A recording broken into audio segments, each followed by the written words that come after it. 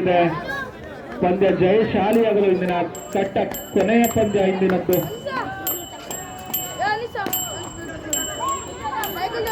ಕೆಲ ಒಂದು ರನ್ಔಟ್ ಆಗುವ ಸಾಧ್ಯತೆ ಇದರೊಂದಿಗೆ ರನ್ಔಟ್ ಕೂಡ ಆಗಿದ್ದಾರೆ. ಉತ್ತಮವಾಗಿ ಥ್ರೋನ ಕೂಡ ಕೊಟ್ಟಿದ್ದಾರೆ ನಂದು ಅವರು. ಅಷ್ಟೇ ಉತ್ತಮವಾಗಿ ರನ್ಔಟ್ ಕೂಡ ಮಾಡಿದ್ದಾರೆ ಗೂಢರಕ್ಷಕ ವಿಘ್ನೇಶ.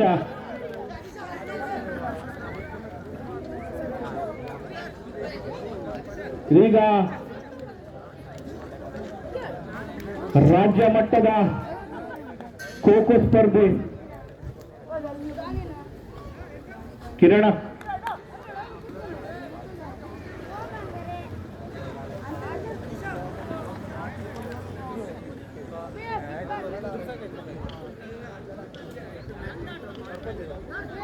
ಪಂದ್ಯ ಜಯಶಾಲಿಯಾಗಲು 6 ಎಸೆತಕ್ಕೆ 16 ರನ್ಗಳ ಅವಶ್ಯಕತೆ ಇದೆ. ಕೆಲ 6ಕ್ಕೆ 16 ಅಗಲವಾದಂತಹ ಎಸೆತದಿಂದ ಪ್ರಾರಂಭ. 6 ಎಸೆತ 15 ರನ್ಗಳ ಅವಶ್ಯಕತೆ ಇದೆ. ನಡೆಸಿದ್ದಾರೆ. ಕೆಲ 1 ರನ್ ಆಗ್ತದ 2 ರನ್ ಆಗ್ತದೆ ನೋಡೋಣ. ಕೊಂಚ ಗಲೀಜಿದೆ. 2 ಆಗುವ ಸಾಧ್ಯತೆ 3 ಆಗುತ್ತದೆ. ಇದರೊಂದಿಗೆ ರನ್ಔಟ್ ಆಗುವ ಸಾಧ್ಯತೆ ಕೂಡ ಇತ್ತು. ಅಂಪೈರ್ ಅವರು ಯಾವುದೇ ರೀತಿ ಔಟ್ ಇಲ್ಲ ಎಂದು ಸೂಚನೆ ಕೊಡ್ತಾ ಇದ್ದಾರೆ. 3 ರನ್ಗಳನ್ನು ಕೂಡ ಕಲೆ ಹಾಕಿದ್ದಾರೆ.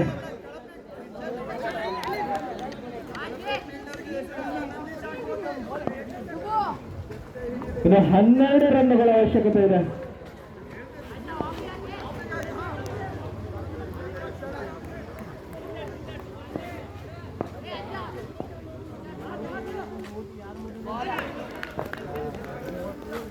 ಮತ್ತೊಂದು ಚುಕ್ಕಿ ಎಸೆತ. ಪಂದ್ಯ ಜಯಶಾಲಿಯಾಗಲು 4ಕ್ಕೆ 12 ರನ್ಗಳ ಅವಶ್ಯಕತೆ ಇದೆ. ಇದರೊಂದಿಗೆ ರನ್ಔಟ್ ಕೂಡ ಆಗಿದ್ದಾರೆ. ಪಂದ್ಯ ರೋಮಾಂಚಕಾರಿಯಾಗಿ ಸಾಗ್ತಾ ಇದೆ. 3 ಎಸೆತಕ್ಕೆ 2 ಸಿಕ್ಸರ್ಗಳು ಬೇಕಾಗಿದೆ.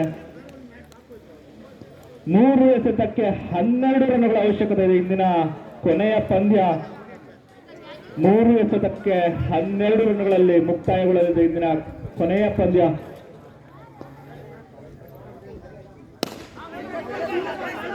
ಇದರೊಂದಿಗೆ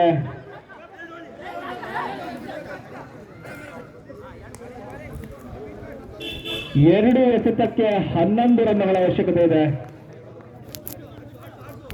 ಈಗ ಅಗಲವಾದಂತಹ ಎಸೆತ. ಇಂದು ಪಂದ್ಯ ಜೀವಂತವಾಗಿದೆ. 2 ಎಸೆತಕ್ಕೆ 10 ರನ್ಗಳ ಅವಶ್ಯಕತೆ ಇದೆ.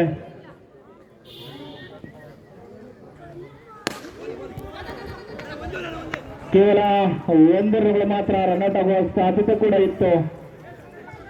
1 ಎಸೆತಕ್ಕೆ 9 ರನ್ಗಳು. ಒಂದು ನೋಬಲ್ ಅಥವಾ ಎಕ್ಸ್ಟ್ರಾ ರನ್ಗಳು ಬಂದಲ್ಲಿ ಏನಾದರೂ ಆಗಬಹುದು. 1 ಎಸೆತ 9 ರನ್ಗಳು.